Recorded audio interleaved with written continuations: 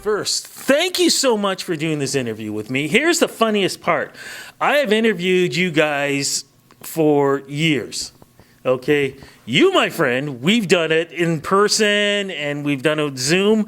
I've talked to the rest of you guys over the phone. This is the very first time that I get to talk to you guys together. So I say right off the top, thank you so much.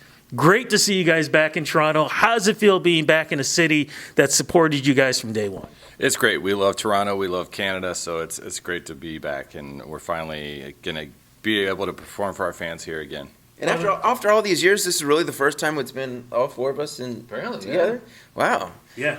And by the way, when I did the Zoom interview with these guys, you were stuck on a plane or something like that, man? Yeah. I was a little bit late coming in, but, it happens. All right, just want to make sure you weren't trying to avoid me or anything like that, You never know. I mean, could have been anything, But I always want to say, too, man, straight up, congratulations. Not just, I don't want to say coming back, but the fact that you guys put out an album for fans who have loved you guys for years and creating new fans, I think is the coolest thing, man.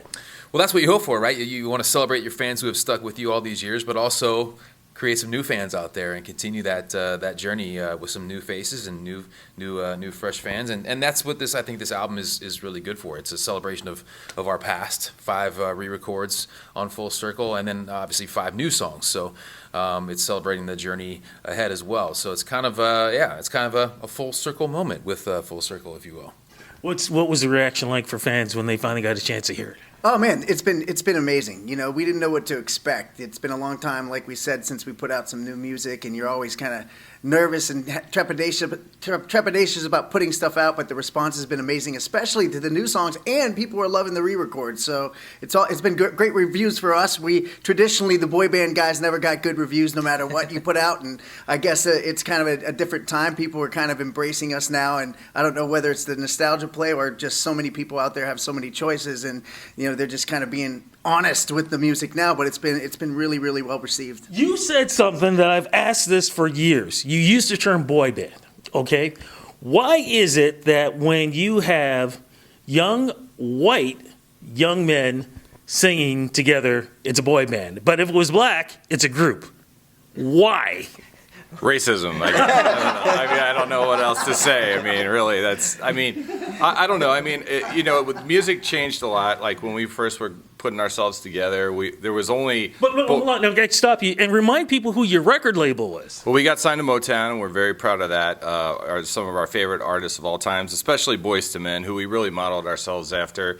But at the time, it was grunge and gangster rap was on pop radio, and for us. We were mostly admiring Boyz II Men, and Mariah Carey was like a pop act, but it was very much like R&B, and that was the lane we thought we fit in, and Motown also thought we fit in it. But then the pop explosion happened with the Spice Girls and Hanson, and then Backstreet and us, and NSYNC, of course. Did you guys ever not like that term, or was it just let me just go with it? I think there's such a. In the past, there was a negative connotation that came along with that term. I don't think that negative connotation is still there. I think it's almost like a sign of success at this point. It's like, oh, they're a boy band, but that means they sold millions and millions of records and they were doing all these tours. So I think in the past, it was kind of synonymous with lip syncing and you put you're formed and things like that. Where that didn't really apply to us. So we kind of were like, it's not really us. But I think now.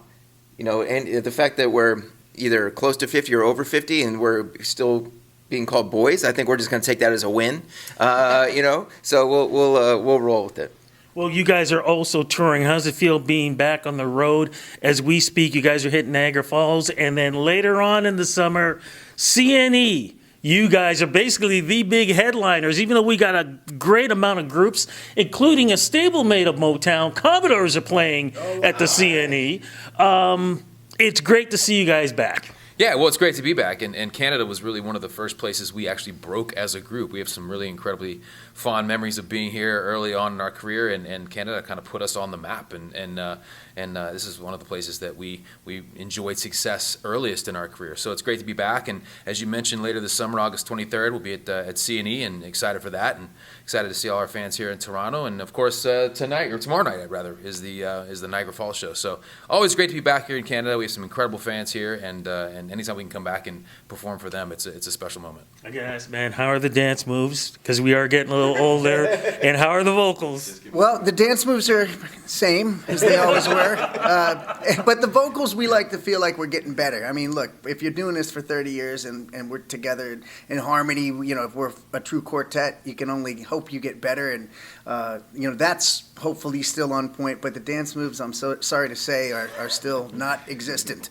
Thankfully for us, we never set the bar that high, so there wasn't very far to fall. But you know, we can blame it on age. Hey, look, maybe there were no dance moves, but you guys helped make a lot of babies over the years. And you helped with a lot of weddings. I mean, when you think about the way your music reacted or really made part of people's lives, how does that feel? Weddings, like I said, children, all this other stuff. We can joke with that, but you guys are a big part of people's lives through your music. Well, we're grateful for that. I mean, we got to be a part of people's soundtracks to their lives, and you know, that's really, I think, the most rewarding thing that we get to experience is hearing the stories from our fans, how it helped them through a tough time or helped them celebrate a great time. They don't share the baby making stories that much, though. You know, they keep those to themselves. Yeah, well, you guys could continue doing this with the new music and everything else you guys are doing. Gentlemen, I got to say, this has been a pleasure to finally do this with all of you guys. Thank you so much for the great memories. Thank you so much for letting me chronicle your careers, and looking forward to everything you guys are doing in the future. Appreciate it, bud.